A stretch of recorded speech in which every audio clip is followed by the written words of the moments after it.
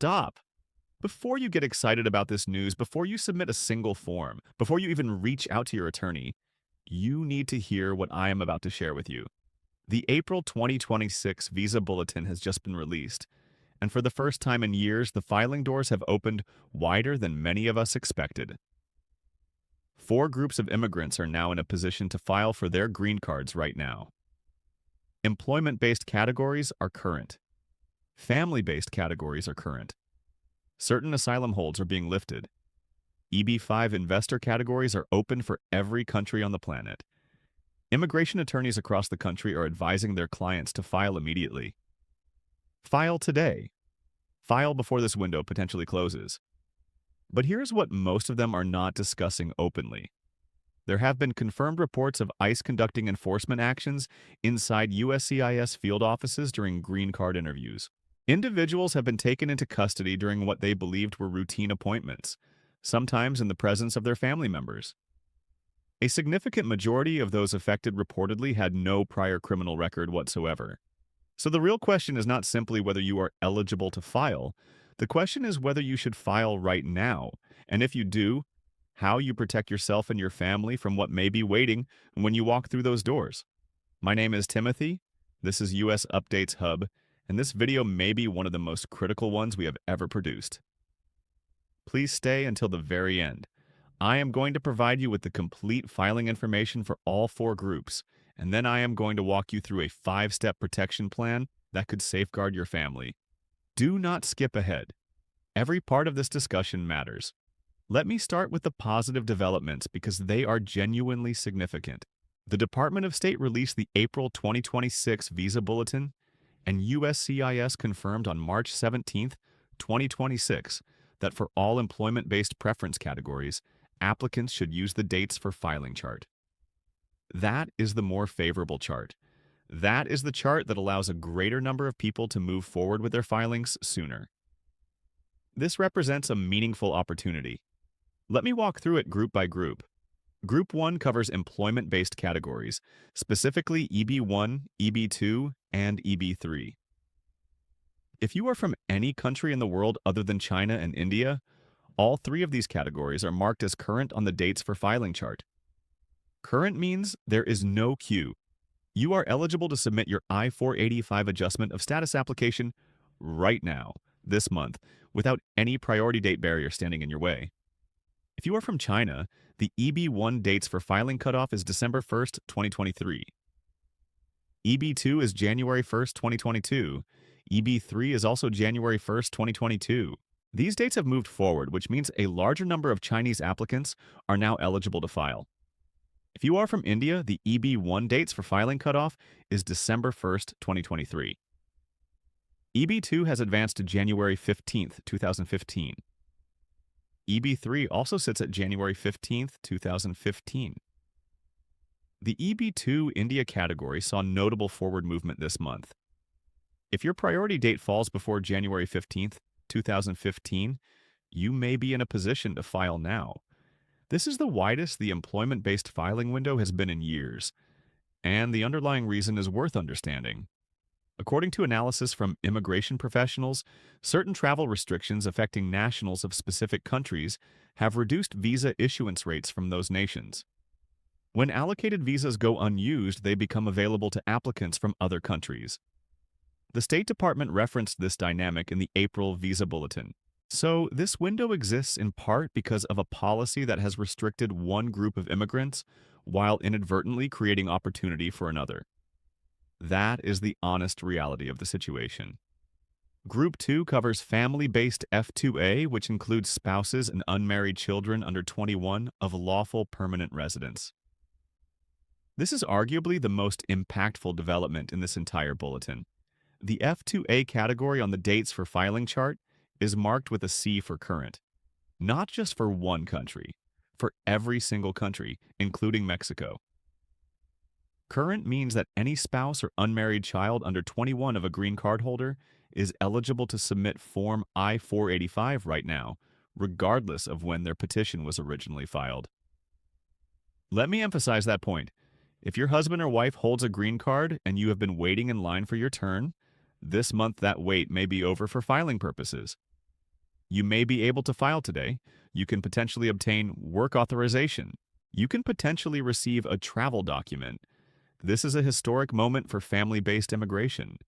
However, and I need you to understand this clearly, filing the I-485 means you will eventually be called for an in-person interview at a USCIS field office. And based on what has been reported in recent months, that is precisely where certain risks begin. I will explain this in detail shortly. Group 3 covers EB-5 investors. All EB-5 set-aside categories are showing as current for every country in the world. The rural, high unemployment, and infrastructure designations are all current. Even applicants from China, who typically face years of backlog in the unreserved EB-5 category, may be able to file immediately under the rural or high unemployment set-aside categories. If you have invested in a qualifying EB-5 project and you are physically present in the United States, you may be eligible to submit your I-485 now. Group 4 involves asylum seekers from countries that are not designated as high risk. On March 30th, 2026, USCIS announced a significant policy shift. They lifted the adjudicative hold for thoroughly screened asylum seekers from countries not classified as high risk. This was confirmed by a DHS spokesperson and covered by major news outlets on the same day. Since late 2025, USCIS had effectively paused movement on asylum applications through a series of policy memorandums. Virtually no asylum cases were receiving decisions. But now, if you are from a country that does not appear on the designated high-risk list, your asylum case may begin to move forward again. The countries where the hold reportedly remains in place include Afghanistan, Burkina Faso, Burma, Chad, Republic of the Congo, Equatorial Guinea, Eritrea, Haiti, Iran, Iraq, Laos, Libya, Mali, Mauritania, Niger, North Korea, Somalia, South Sudan, Sudan, Syria, Venezuela, Yemen, Angola, Antigua and Barbuda, Benin, Burundi, Ivory Coast, Cuba, Dominica, Gabon, the Gambia, Guyana, Lebanon, Liberia, Nigeria, Sierra Leone, Tanzania, Togo, and Trinidad and Tobago. If your country of origin does not appear on this list, your asylum case should potentially begin progressing again. Contact your attorney immediately to check the current status of your case.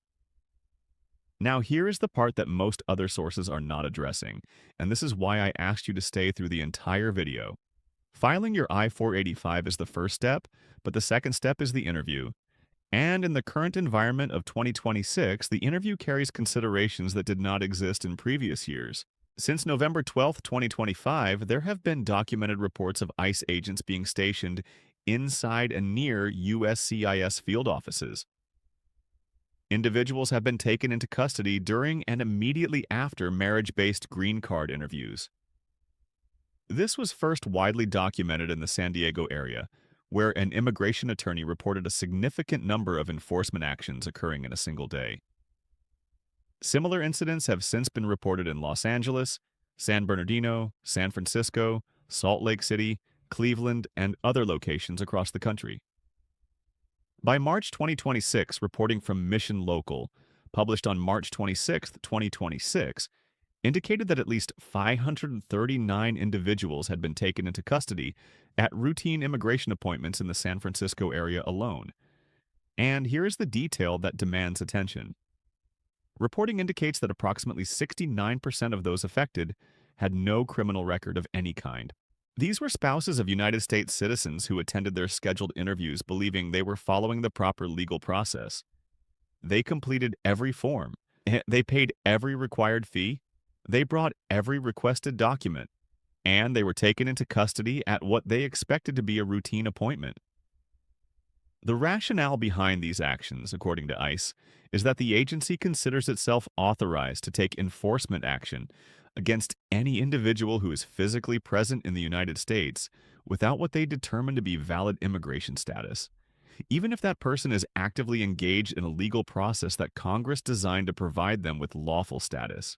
If someone overstayed a tourist visa and subsequently married a United States citizen and filed for a green card, ICE may consider that individual subject to enforcement, despite the fact that immigration law provides a pathway for immediate relatives of United States citizens to adjust their status under certain provisions of the Immigration and Nationality Act. This practice has been challenged in federal court. A Maryland federal judge issued an order blocking the arrests. The Department of Justice appealed to the Fourth Circuit. Oral arguments were held on February 2, 2026. On March 26, 2026, reporting from NPR indicated that the DOJ acknowledged in court that erroneous information had been used in some cases to justify the enforcement actions. Despite this, DHS has indicated that the overall policy direction is not changing. On the same day the asylum hold was partially lifted, March 30, 2026, USCIS also announced what they described as strengthened screening and vetting procedures. Here is what that means in practical terms. USCIS stated that prior screening and vetting processes were, in their own words, inadequate. They indicated that applications had been approved and individuals had been naturalized who, in their assessment, should not have been. As a result, they are implementing additional layers of review that did not previously exist. The new vetting measures reportedly include shortened validity periods for employment authorization documents to require more frequent security checks, updated photograph policies to strengthen identity verification, expanded social media and financial vetting along with community-level interviews, automated notifications triggered by biometric matches and new criminal information, final review of arrest and encounter records before any case receives approval, and Department of State consular database checks before final adjudication. That last point is particularly significant. Before your green card application is approved, USCIS will now reportedly cross-reference the State Department's consular database. That database contains records of every visa application you have ever submitted, every consular interview you have attended, and every notation a consular officer has ever recorded about you. If there is any discrepancy between information you provided to a consulate years ago and what you included in your current A485 application, that inconsistency may be identified and flagged. Additionally, social media screening has reportedly become a standard part of the review process. USCIS is said to be reviewing applicants' activity across Facebook, Instagram, WhatsApp, Twitter, TikTok, and other platforms. They are reportedly looking for inconsistencies with the application, indicators of potential fraud, affiliations that may raise concerns, and any content that could be considered relevant to security screening. USCIS referenced the expansion of social media vetting in their March 30th official announcement. On April 1, 2026, a federal appeals court issued a ruling that halted a nationwide injunction that had been providing certain protections against expanded detention policies. The practical effect of that ruling is that the protection now only applies within the Central District of California. In every other jurisdiction in the United States, ICE reportedly has authority to detain individuals without bond under the expanded policy framework. What this means is that if you file your I-485 today and are eventually called for an interview in Texas, Florida, Georgia, New York, or any state outside the Central District of California, there is currently no nationwide court order protecting you if ICE decides to take enforcement action at that appointment. Now here is what you came for. If you belong to one of the four groups I described and you want to file, I am not suggesting that you should avoid filing. This is a legitimate opportunity. These filing dates could move backward next month. The window could narrow or close, but you need to approach this strategically. You need to file with full awareness and preparation. Here are 5 steps to consider. Step 1. Submit a FOIA request before or at the same time you file your I-485. Go to the DHS FOIA website and request your complete immigration file, known as your A file. This is the file containing every record the government has compiled on you, including every entry, every exit, every visa application, every encounter with CBP, and every notation from an immigration officer. You should review this file before USCIS reviews it at your interview. If there is an old removal order you may have forgotten about, a missed hearing from years ago, an identity discrepancy, or any other irregularity, you need to be aware of it now, not when you are sitting across from an adjudicating officer. This process takes time, often several weeks. Submit the FOIA request as soon as possible, ideally the same day you file your I-485. Step 2. Conduct a thorough audit of your social media presence right now. Review every platform you use: Facebook, Instagram, TikTok, Twitter, WhatsApp status updates, LinkedIn, and anything else. Identify and address anything that could be perceived as contradicting your immigration application. If you indicated that you were not employed but posted photos suggesting otherwise, take note. If you were present on a temporary visa but posted content suggesting an intent to remain permanently, take note. If you have posted content that could be interpreted as expressing support for any organization that the United States government considers a concern, take note. Do not delete your accounts entirely, as that may raise its own questions. But address any clear contradictions and exercise caution about posting anything related to your immigration case on social media going forward. Step 3. Retain an experienced immigration attorney before you file, not after. In the current environment, filing an I-485 without legal representation carries risks that are simply too significant. A seasoned immigration attorney will review your complete history, identify any potential issues that could trigger complications at your interview, and prepare you for the enhanced vetting procedures. Equally important, your attorney should be physically present with you at your green card interview. USCIS has reportedly reinstated mandatory in-person interviews for most cases. If any enforcement situation arises during your appointment, having your attorney present provides you with someone who can immediately advocate on your behalf, document any procedural concerns, and take emergency legal action within hours if necessary. Step 4. Prepare an emergency contact card.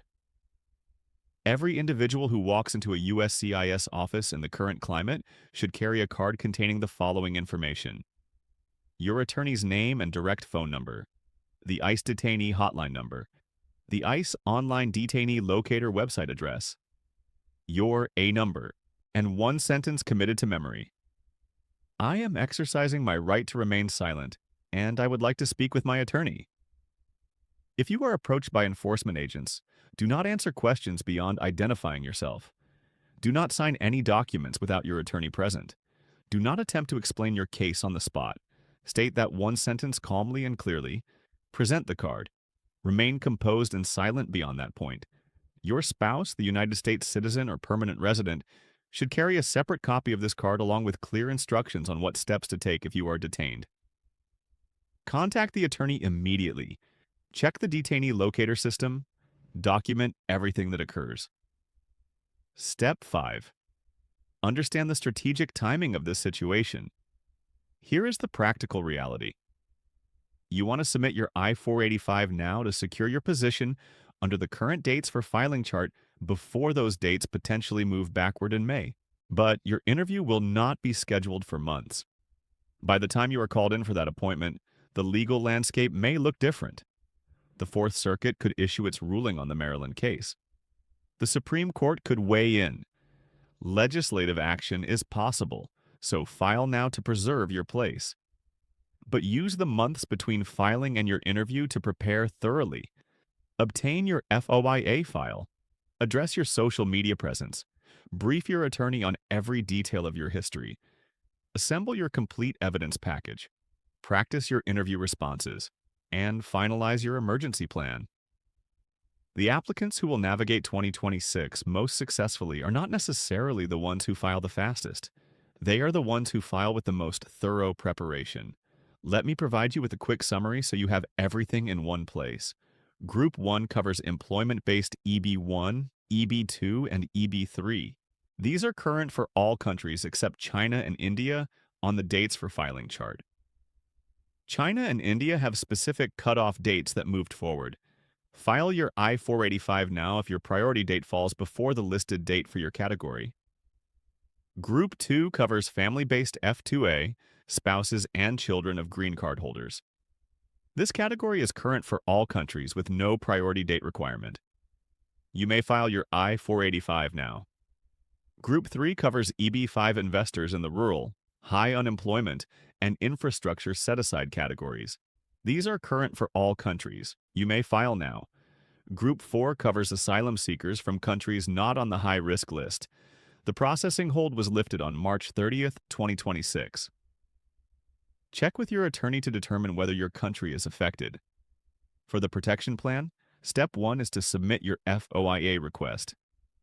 Step 2 is to audit your social media thoroughly. Step 3 is to hire an experienced attorney before filing. Step 4 is to prepare your emergency contact card. Step 5 is to file now, but invest the waiting period in comprehensive preparation. I understand that this discussion may have given you both hope and concern at the same time. That was the intention because, in the current environment, optimism without preparation can leave you vulnerable, and concern without action serves no purpose. The filing doors are open. That is a real and significant development. But the process behind those doors has changed. There are new screening measures, new vetting protocols, new enforcement presences, and new risks that simply did not exist a year ago.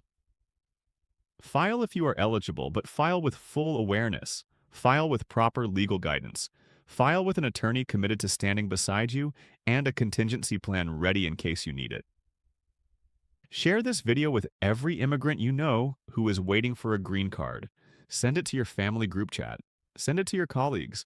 Send it to your neighbors. One share could prevent a family from walking into an appointment without the preparation they need. Subscribe to US Updates Hub and turn on notifications. We are covering every immigration development in real time as it unfolds. And leave a comment below. Tell us what your immigration situation is. What category are you in? What concerns do you have? Your comment helps shape our upcoming content so that we can address the questions that matter most to this community. This is US Updates Hub. File smart, stay protected. This content is for educational and informational purposes only. It does not constitute legal advice.